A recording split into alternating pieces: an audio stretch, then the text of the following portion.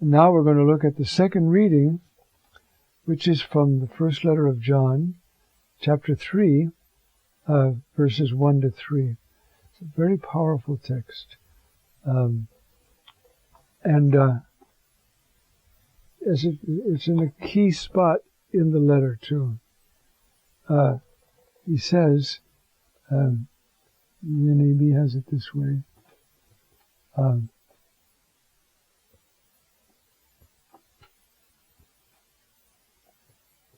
See what love the Father has bestowed upon us. Behold, what kind of love the Father gave to us, that we would be called the children of God, and we are. Because of this, the world does not know us, because it didn't know Him. Know means get who we really are. Sometimes we don't know who we really are, because we're not that faithful to the Lord. But this is such an important text to understand the Feast of All Saints. You see, it's those who are bearing the life of God now. They bear the life of God. If I were to die right now, and not blow it between now and when I die in 5 minutes from now, I would discover that the depth of my being is filled with God, with the Trinity, with divine life. I don't get it yet. You see, that's why it says, you see what kind of love the Father has given us? That we're called the children of God, and that's what we are. And it's for this reason that the world doesn't recognize us or know us. I forgot how they translated it here.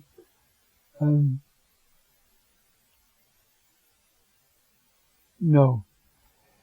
It means know, not like, I know Harry, he lives down the street, but know who we are. Well, we don't know who we are sometimes.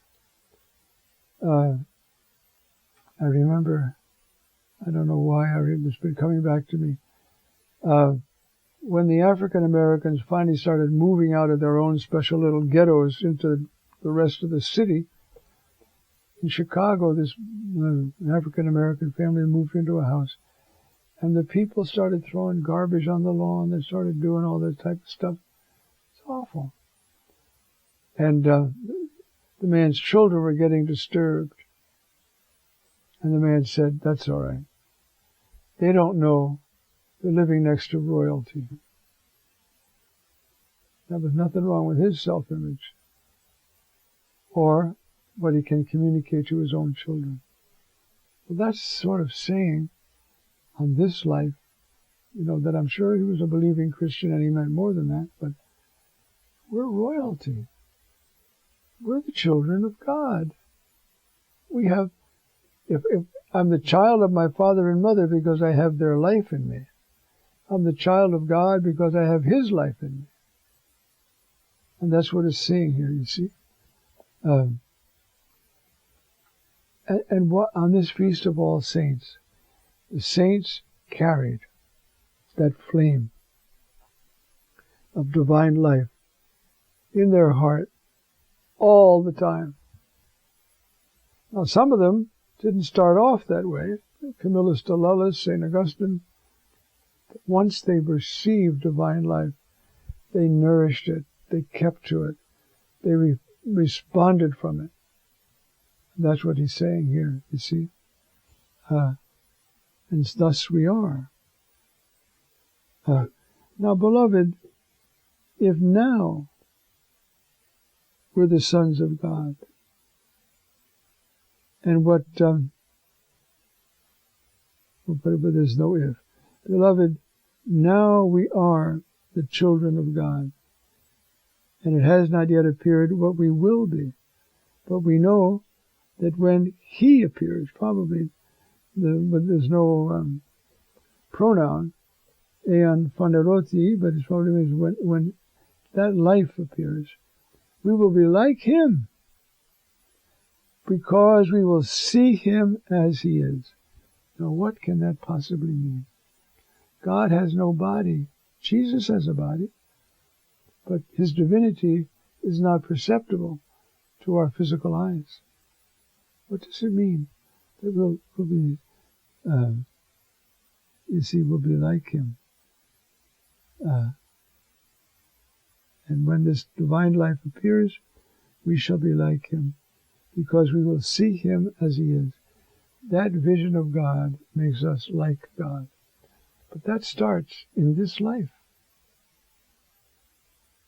If our hearts and minds are fixed on God, little by little, that vision of God, who is God, changes us.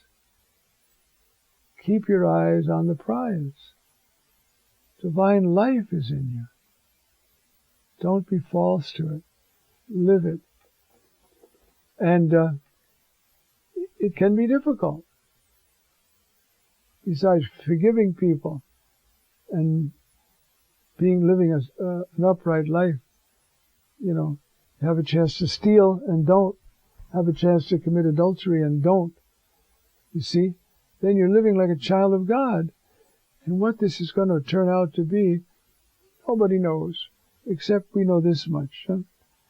We'll be like him, because we will see him as he is. And that vision is so fixating, so attractive, that we change and we become like God. And that can start in this life. The joy, the peace, the love, the care for the poor that we find in the saints, that's God. That's who he is, you see. And everyone having this hope in him purifies himself as he, Jesus, is pure. This notion is what drove the saints. Saint Therese read that stuff, especially in that book by Armin Jean. Forgot the name of it, The End of the Ages? No, whatever that book was. She said of that book, it had a huge impact on her life. It's all about heaven. It's in English now. Arminjon, Armin Jean. And it made it, she said, now I know where I'm going. Now I know what my whole life is about. Every moment of my life, I am going to strive to be yielding to God so that I can be there forever with him. And that's why the great trial at the end of her life, you're going to throw your body in a hole and that's the end of you. She said, no way. No way. But I call her, nobody else does like this, the patron saint of atheists. Because in every level of her being, with the very depth, she was an atheist. She wasn't, but I meant she had atheist convictions that were false, but they tempted her, they discouraged her, they frightened her. But she stayed faithful to the promise and the presence of God. But she sanctified that atheism. I don't know how many people in this world have been sanctified because she lived through their experience of atheism and then died in the arms of God. So that you too can do that. And maybe I'm not the only one, but I often call her, whom I've known quite well since I was 5 or 6. She is the patron saint of non-believers, despairers. She lived through the modern experience and sanctified it. We can do the same. If we embrace our humanity in the light and life of God, we can bring many people with us when we go to heaven. Many. There's no limit. But we have to be aware of that responsibility. She impressed that on me before I even began to give my life completely to God. And then when I had a lot of suffering in those early years, what kept me going was this conviction. I am bringing other people to heaven. Wow. And I learned it from her. And she got it from here. See? Everyone who has this hope in himself, how do you translate that anyway? Oh, I see what they do. That's good. Everyone who has this hope based on him makes himself pure as he is pure. That's the drive. That's why the suffering at the end of her life, her whole life had been to be with God, to see God, to rejoice, and so forth. And then, it's all dark. It's all a joke. And Satan tempted and tempted and tempted her. But it only made her stronger. I know he's going to take care of me. I know that. I can't get up those stairs by myself, but he will come down and pick me up and carry me up there. And that's her. She's a living exegesis of this text, I guess is what I'm trying to say. And so, now, the rest of the text. Everyone who commits sin also commits lawlessness, for sin is lawlessness. No one remains in him sins. No one who sins has seen him or known him. Children, let no one deceive you. The person who acts in righteousness is righteous, just as he is righteous. That's very important. I don't know why it comes to me. We have some very flamboyant, excitable, dramatic preachers, but they don't live the gospel. Maybe some of them are trying, maybe some of them aren't. And don't follow them. You see? Whoever sins belongs to the devil, because the devil has sinned from the beginning. Indeed, the Son of God was revealed to destroy the works of the devil.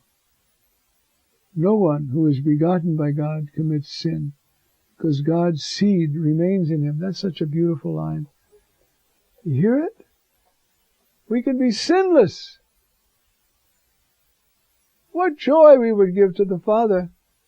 And how do we do it? The seed of God. We're born of human seed, but we're also born of divine seed.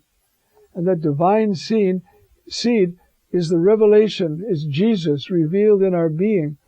And that's a dynamism. And if we're faithful to that, we won't sin. What an ambition, right? I'm finished with sinning. No more. Well, I won't probably keep it, but I know the way to go.